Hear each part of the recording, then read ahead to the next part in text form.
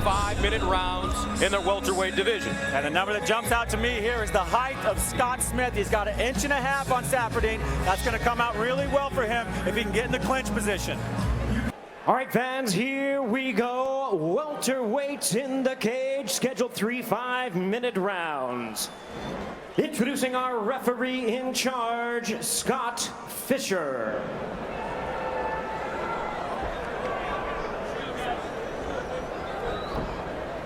Take the banners off. Banners off.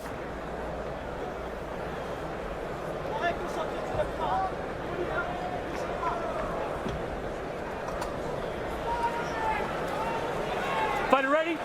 Fighter ready. Let's fight.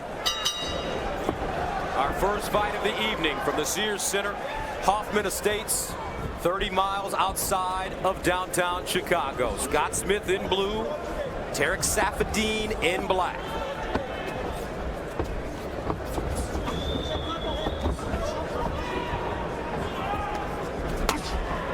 There's that kick. Smith's doing a good job of staying in front of him, but he's got to stay in the center so he can block that and check that kick.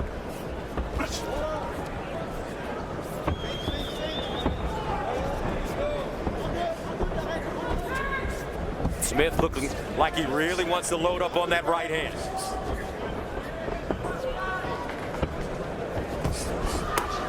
Saffiedin starting very fast. Scott Smith known to start slow. And he said in this fight he wants to speed it up and start quicker. Saffiedin, the southpaw, coming off his first loss in 4 Strikeforce appearances, says he abandoned the game plan against Tyron Woodley. He says, quote, he fought stupid. He says he's very focused, in a much better place now personally as well. He and his new wife welcomed their first son earlier this year, so Saffiedin on the cusp of welterweight greatness here in Strikeforce has to get through the tough test of the veteran Scott Smith first. Saffiedin coming up with a nice left hand. His biggest wins over Brock Larson, Nate Moore, James Terry. He's never been finished with a 10-3 record, 1 KO and 5 submissions. Scott Smith, on the other hand, Walt, has been in the cage with a little bit of everybody. He's fought some tough customers. That he has, fighting the likes of former Strikeforce welterweight champion Nick Diaz. We talked about his battles with Strikeforce middleweight great Kong Lee, coming off a knockout loss to Paul Daly, who we will see in our next bout against Tyron Woodley, with major welterweight title consequences involved in that one, as Saffiedin now works the collar tie, delivering some Muay Thai knee strikes to the midsection of Smith. Frank, what made Scott Smith decide to move down to 170? I have no clue. Okay, Mo, how about you? Well, I think, to be honest with you, he needs to try to reinvent himself at welterweight. He has had his share of losses at middleweight, and really, this is a guy known for dramatic comebacks. He has to get his career back on track. He knows this is a must-win situation with 2 losses back-to-back via form of knockout. Hey, he's a big ticket item. He comes, he doesn't fight for peanuts, so he has to definitely live up to his contract, and against Saffiedin, he definitely wants to get back on track. Saffiedin trying to work the right hand. Saffiedin, the more aggressive fighter here in the first round. Now he changes to orthodox. Saffiedin did nice work on that cage there. I was surprised to see him hit the body, hit the uppercut. Good, clean cage work. One thing I like about Smith thus far is the fact that he is very patient. He is very compact and crisp, not pushing things. In fact, since we last saw him in action, which was in December of last year, he's taken the opportunity to rediscover his love of grappling, Gus. He says that should it come down to it, he has no problem in taking this fight to the ground, although he's always looking for the knockout. Big head kick there.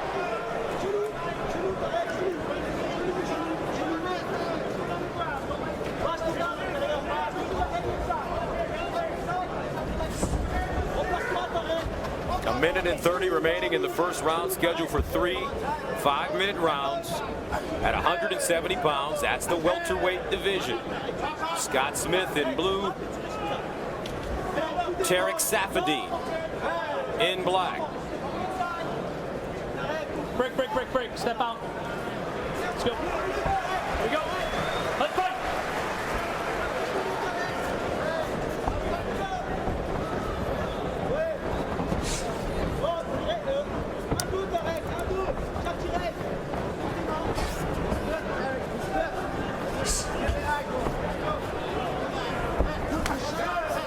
Kind of a feeling out process here in the opening round, although Saffiedin has marked up. Oh, big looping right hand by Saffiedin, followed by a left head kick. Yes, and marking up Smith's face and getting busy with the kicks. Now we're seeing some sustained action here in the final minute of the first round. And the thing about Scott Smith, when he feels threatened, that's usually when the best comes out of him. When you feel like he has no chance to win, he finds a way to come back. Very impressed with Saffiedin's punch-kick combinations, delivering the jab and then going downstairs with the inside low leg kick. Straight right hand by Saffiedin, getting through. Spinning heel kick.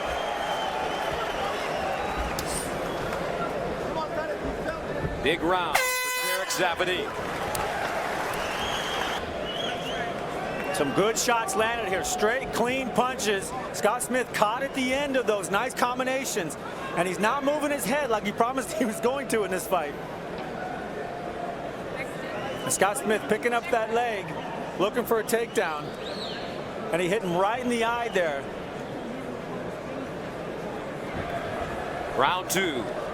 Scheduled for 3 5-minute rounds in the welterweight division, 170 pounds. Scott Smith, who's coming off Fight ready. Fight ready. a KO loss to Paul Daly. Prior to that, a KO loss to Kung Lee in the rematch. Moved down to 170 pounds. This is the second time he's fought at 170. Daly the first.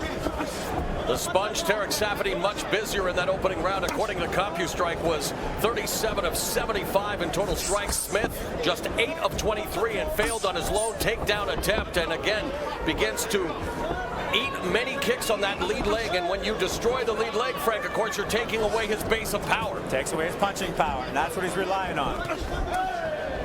Nice hooking punch combination with a round kick. Now southpaw.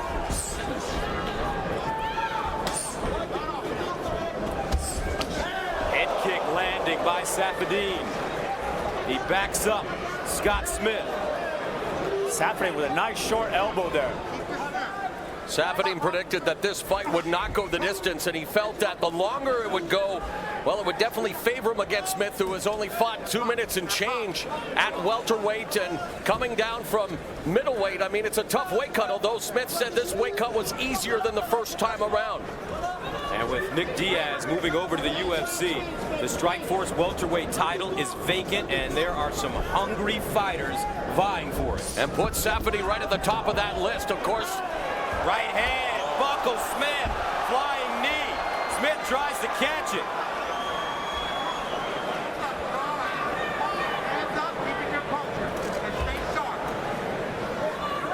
Of course, many people feel that the next bout coming up at a welterweight between Paul Daly and Tyron Woodley, the winner of that fight will probably fight for the vacant title. And if Saffiedin continues to look impressive here, he may definitely warrant an opportunity to fight for that championship. Saffiedin now moving his hands, continuing to switch from southpaw to orthodox, back to southpaw. Flying knee blocked by Smith.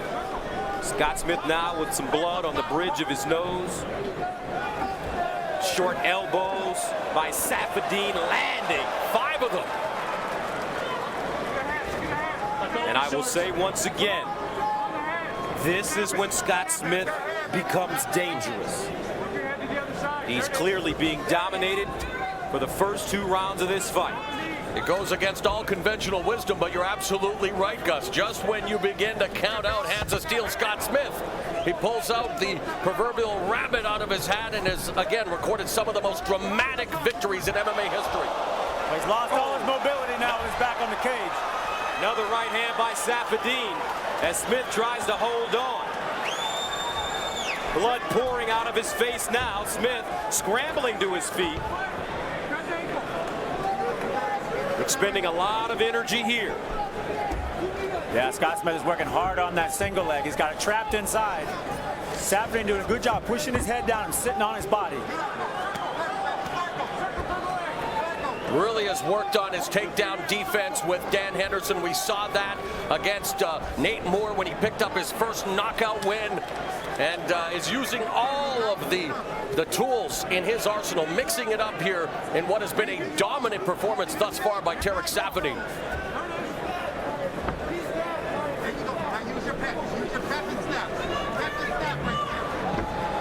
He's in choke position. Needs to get the hooks in. Once the flare he goes.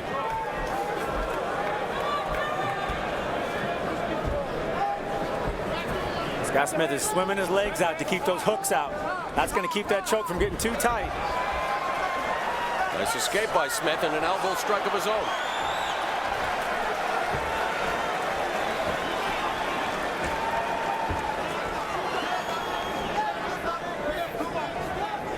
But it's been Saffiedin striking that has allowed him to dominate this fight so far. He's just picking him apart, and Scott Smith's wheels are gone. He's got no movement, no lateral movement.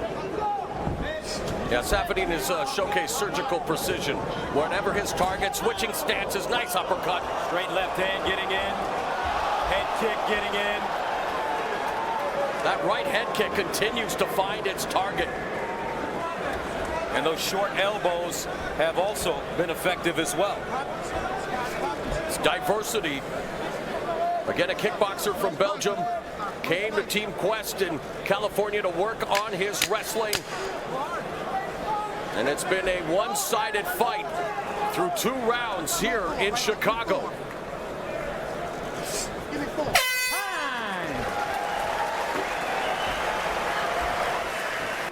And he's doing it with nice, just clean place punches and kicks, round kicks to the head. Saffiedin with a really good, strong base, and also beating him in the tie clinch, what I didn't think was going to happen here. Saffiedin's great work on the head, and then instantly following up with those leg kicks and short combinations. Scott Smith is getting hurt on the cage. And that switching stance, he's able to bring that leg up and around because Scott is looking for the punch. Doesn't know which side it's coming from, and he's able to stop the single leg takedown as well. And a nice uppercut, hooking combination. He's just on him, not letting Scott Smith breathe 1 second. We are ready for the third and final round. Scott Smith far behind so far. Fight ready. Let's fight.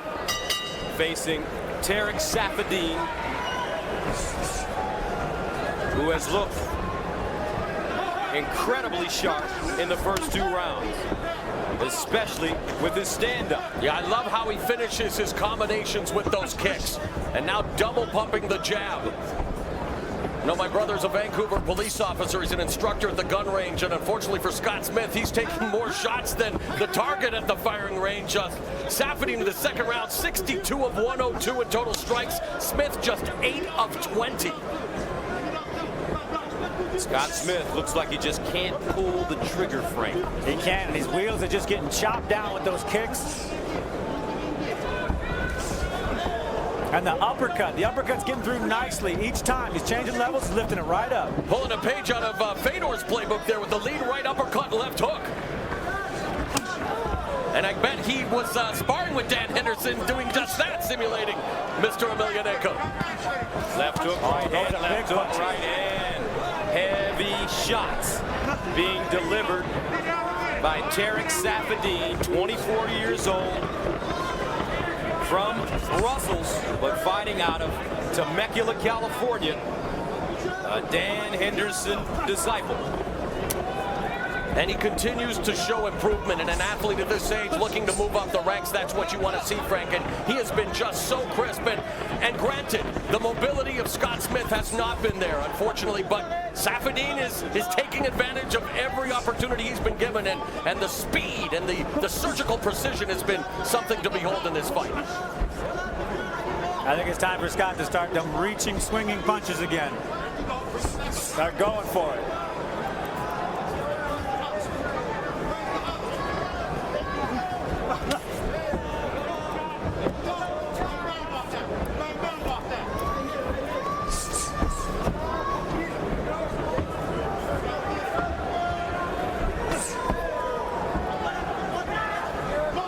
Saffiedin, much more movement this round. Working angles. He's really confident now. And he's really that range. Using Smith as target practice. Switching stances, lateral foot movement, like you said, and just able to score at will. And just, you know, not much coming back from Scott Smith, who's only connected on 5 of 20 strikes so far in this round. That is not going to win you much fights, as he got hit on the button with that left. And he lifted his leg, switched his stance, and then popped him with a straight shot.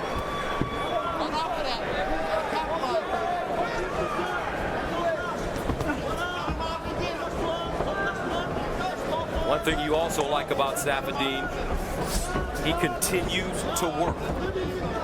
Obviously well conditioned for this fight. He's throwing. And he's done his homework. He knows about Scott Smith's history. He's not going to just lunge in there, go for the kill against a guy like Smith who, you know, has a highlight reel of comeback fights. I think this is a very, very good performance for Saffiedin. A kind of a coming out party here on the national stage on Showtime, as we know the vacant Strikeforce welterweight title. He may be 1 or 2 wins away from getting in the mix, even though he's coming off a loss against Ty Woodley and went the distance. And he talked about the mistakes he made in that fight. Looping right hand, connecting for Saffiedin. What do you do if you're Scott Smith and you're facing a fighter that continually switches? He's got to start cutting him off. He's got to get right in front of him and start faking either the takedowns or going high and low with punches.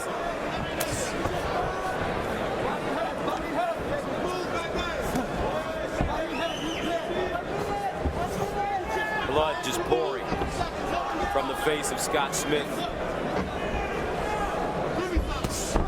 Different story for Tarec Saffiedin. Looks like he's been out for a light jog.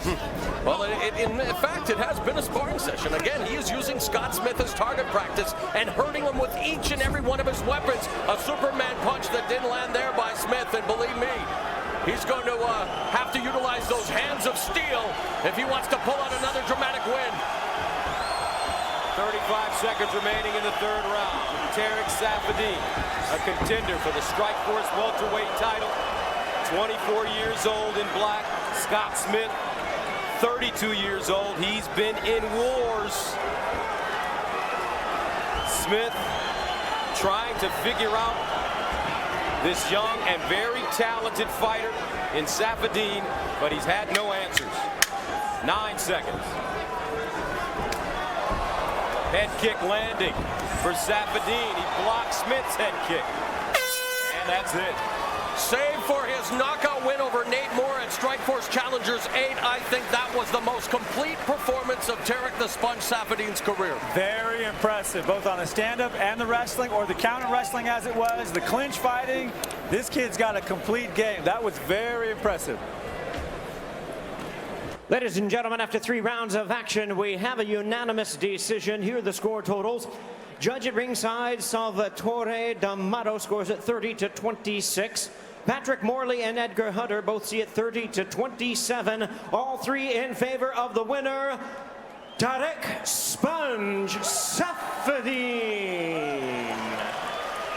So Tarec Saffiedin improves to 11-3 and keeps his championship hopes alive. He bounces back from the loss to Ty Woodley, losing a unanimous decision to Woodley. Now he